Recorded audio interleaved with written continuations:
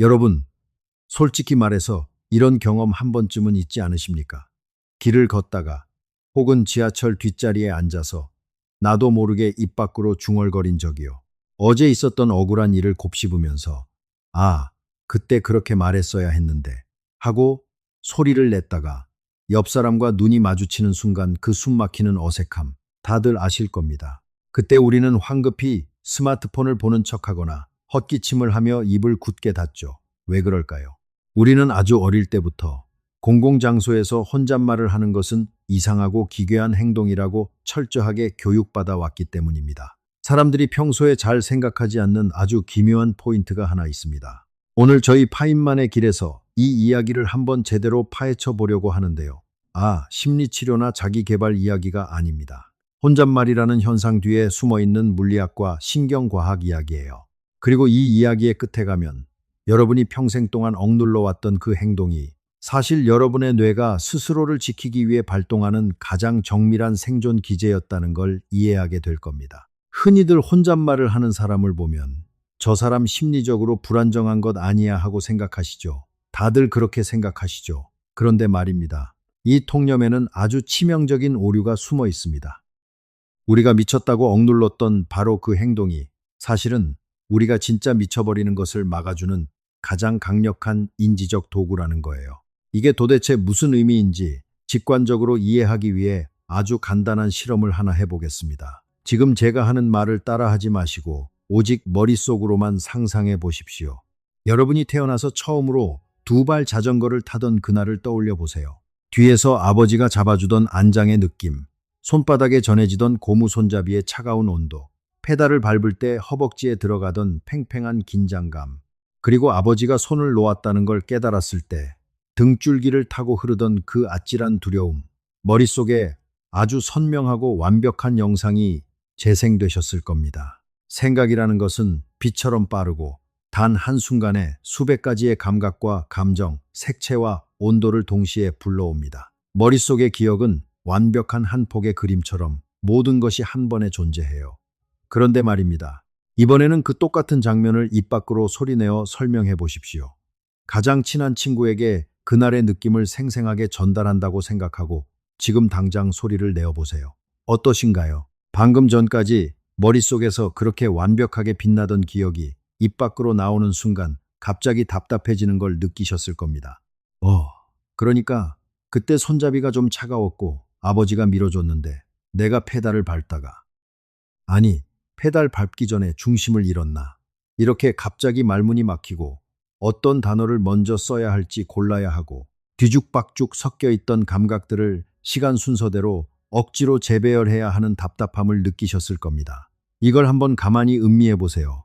머릿속에서는 무한하게 날아다니던 생각들이 목구멍을 통과하는 순간 좁은 터널에 갇힌 것처럼 느려지고 버벅거립니다. 이 모순이 바로 오늘 이야기의 핵심입니다. 왜 우리의 생각은 우주처럼 무한하고 자유로운데 우리의 입술을 통해 나오는 말은 이렇게 느리고 답답하고 제한적일까요? 우리가 물리학자처럼 이 문제를 꼼꼼하게 따져본다면 먼저 이게 완벽하게 물리적인 병목 현상임을 이해해야 합니다. 인간의 머릿속에서 일어나는 생각은 분당 많게는 4,000단어의 속도로 날아다닙니다. 이걸 한번 시각적으로 상상해 봅시다. 신호등이 완전히 고장난 거대한 8차선 교차로에 수만 대의 자동차가 경적을 울리며 전후 좌우로 동시에 질주하는 끔찍한 혼돈의 상태예요. 물리학적으로 보면 컵 속의 물 분자들이 열을 받아 무작위로 사방팔방 부딪히며 춤을 추는 브라운 운동과 똑같습니다. 반면에 우리의 발성 기관을 생각해 봅시다. 횡격막, 혀, 입술, 이 모든 것들은 고기와 근육으로 이루어진 무겁고 둔탁한 물리적인 기계 덩어리입니다. 이 기계는 아무리 훈련받은 아나운서라고 해도 분당 150에서 250단어 이상을 만들어내지 못해요. 뇌 속의 생각은 1분에 4,000단어로 폭주하는데 입 밖으로 나올 수 있는 속도는 기껏해야 200단어입니다. 바로 여기가 가장 중요한 포인트입니다. 이 엄청난 속도의 차이, 이 거대한 기계적 병목이 보이십니까? 머릿속의 생각을 입 밖으로 소리내어 말하기 위해서는 뇌는 무조건 그 수만 가지 생각의 덩어리들 중에서 우선순위를 정하고 칼로 잘라내듯 하나를 선택해야만 합니다. 무작위로 얽혀있는 감정과 기억의 덩어리들을 문법이라는 아주 엄격한 틀에 맞추어 일렬로 세워야 해요. 즉, 혼잣말을 한다는 것은 단순히 뇌의 활동 속도를 늦추는 것이 아닙니다. 그것은 뇌가 억지로 혼돈의 질서를 부여하고 얽혀있는 생각의 실타래를 강제로 일직선의 선형적인 구조로 펴내는 강압적이고 능동적인 재구성 작업입니다. 이것을 양자역학의 관점에서 바라보면 정말 소름이 돋습니다. 양자역학의 세계에서는 입자가 여기에도 있을 수 있고 저기에도 있을 수 있습니다. 수많은 가능성이 확률의 형태로 동시에 겹쳐서 존재하는 양자 중첩의 상태 말입니다. 여러분이 어떤 고민에 빠져 있을 때의 뇌 상태가 바로 이 완벽한 양자 중첩 상태예요. 회사를 그만둘까? 계속 다닐까? 상사에게 화를 낼까? 참을까? 무수히 많은 시나리오와 감정들이 전기화학적 신호의 형태로 뇌 속에서 동시에 중첩되어 있습니다. 그런데 우리가 입술을 떼고 단어를 뱉어내는 그 찰나의 순간 우주적인 마술이 일어납니다. 물리학자가 실험실에서 입자를 관찰하는 순간 겹쳐있던 파동 함수가 붕괴하여 입자의 위치가 단 하나의 점으로 확정되어 버리는 것처럼 우리가 목소리를 내는 행위는 머릿속에 중첩되어 있던 복잡한 생각의 파동 함수를 강제로 붕괴시킵니다. 무한하게 떠돌던 가능성의 구름이 단 하나의 물리적인 현실로 떨어져 내리는 것이에요. 명심하세요. 머릿속의 생각은 질량도 없고 부피도 없는 뇌신경 사이의 미세한 전기 스파크일 뿐입니다. 하지만 입 밖으로 뱉어지는 순간 그것은 완전한 물리적 실체를 얻게 됩니다. 허파에서 뿜어져 나온 공기가 성대를 진동시키고 입술을 빠져나오면서 주변의 공기 분자들을 압축하고 팽창시킵니다. 이 압축된 공기의 덩어리들은 초속 343m라는 아주 구체적인 속도를 가지고 허공을 가르며 날아가는 물리적인 압력파가 됩니다. 자, 여기서 아주 자연스럽게 한층 더 깊은 질문 하나가 머리를 스치게 됩니다. 진짜 기적은 여기서부터 시작됩니다. 내 입을 떠난 이 물리적인 파동이 공기를 타고 한 바퀴를 돌아 다시 나의 고막을 때립니다. 고막이 팽팽하게 진동하고 귓속의 작은 뼈들이 움직이며 이 물리적인 운동 에너지는 달팽이관에서 다시 전기 신호로 바뀌어 뇌의 청각 피질로 쏟아져 들어갑니다. 자, 뇌 입장에서 한번 생각해 보십시오. 뇌는 어둡고 캄캄한 두개골이라는 감옥 안에 갇혀 있습니다. 귀를 통해 들어온 내 목소리는 외부 환경에서 입력된 완전히 새로운 데이터로 처리됩니다. 타인이 나에게 던진 객관적인 정보로 인식되는 거예요. 내가 내 입으로 한 말인데 내 귀로 다시 듣는 순간 뇌의 회로는 이것을 제3자의 충고처럼 아주 차갑고 이성적이고 객관적으로 분석하기 시작합니다. 주관적인 감정의 뚝에 빠져 있던 생각이 거리를 둔 객관적인 사실로 변환되는 놀라운 피드백 루프가 완성되는 것입니다. 이 메커니즘을 처음으로 과학적으로 포착한 사람이 있습니다. 20세기 초반 레프 비고츠키라는 천재적인 러시아 심리학자였어요. 그는 아주 흥미로운 연구를 했습니다. 어린아이들이 방에 앉아서 나무 블록을 쌓으며 노는 모습을 가만히 관찰한 겁니다. 아이들은 혼자 놀면서 끊임없이 중얼거립니다. 이건 빨간색이니까 여기 두고 쓰러졌네. 다시 큰 것을 밑에 놓아야지. 당시 어른들은 이걸 보고 그저 아이들이 아직 사회화가 덜 되어서 떠드는 의미 없는 옹알이라고 무시해 버렸습니다. 하지만 비고츠키는 세상을 다르게 보았어요. 그는 자연에서 일어나는 일 중 의미 없는 것은 없다고 믿었습니다. 비고츠키는 아이들의 그 혼잣말이 단순한 소음이 아니라 외부의 사회적인 언어가 인간 내면의 고차원적인 사고로 진화해 나가는 가장 결정적인 징검다리라고 확신했습니다. 아이들은 자신의 손과 발의 움직임을 입 밖으로 소리내어 중계함으로써 그 무질서하고 복잡한 외부 세상을 통제하는 법을 스스로의 뇌에 프로그래밍하고 있었던 것입니다. 이걸 한번 가만히 음미해 보세요. 어른이 된 우리가 억눌러 온 그 행동을 아이들은 아무런 부끄러움 없이 해내고 있었습니다. 그게 더 자연스러운 상태였던 거예요. 시간이 흘러 미국 미시간 대학교의 에단 크로스 교수 연구팀은 이 비고츠키의 통찰을 현대 신경과학의 관점에서 증명해냅니다. 크로스 교수는 사람들이 면접이나 대중연설 같은 극도의 스트레스 상황에 처했을 때 혼잣말이 어떤 역할을 하는지 관찰했습니다. 그런데 여기서 놀라운 발견이 있었습니다. 사람들이 혼잣말을 할 때 나라는 1인칭 대명사 대신에 너라는 2인칭이나 아예 자신의 이름을 부를 때 기적 같은 일이 일어났습니다. 나는 왜 이렇게 심장이 뛰고 불안하지? 라고 말하는 사람보다 철수야, 너는 지금 도대체 왜 그렇게 불안해하는 거야? 라고 자신의 이름을 부르며 소리내어 말한 사람들의 뇌에서 감정적인 고통이 급격히 줄어들고 이성적인 통제력이 살아나며 실제 수행 능력이 폭발적으로 향상된 것입니다. 그런데 왜 이런 일이 벌어질까요? 뇌 속에 작은 요정이 살면서 나라는 단어와 철수라는 단어를 듣고 스위치를 바꿔주는 걸까요? 당연히 아닙니다. 뇌는 도대체 어떻게 이 문법적인 차이를 인식하고 생물학적인 호르몬 수치까지 바꿔버리는 걸까요? 자, 이 현상을 물리학의 기하학적 원리로 설명해 보겠습니다. 처음 들으면 이게 무슨 소리야 하실 수도 있겠지만 조금만 차분하게 뜯어보시죠. 눈앞에 아주 길쭉하고 통통한 소시지가 하나 놓여 있다고 상상해 보세요. 칼을 들고 이 소시지를 정확히 수직으로 반듯하게 자른다면 잘린 단면의 모양은 완벽한 원이 될 겁니다. 그런데 잠깐, 칼의 각도를 조금만 비틀어서 사선으로 비스듬하게 자르면 어떻게 될까요? 단면의 모양은 더 이상 원이 아니라 아주 길쭉한 타원이 됩니다. 보세요.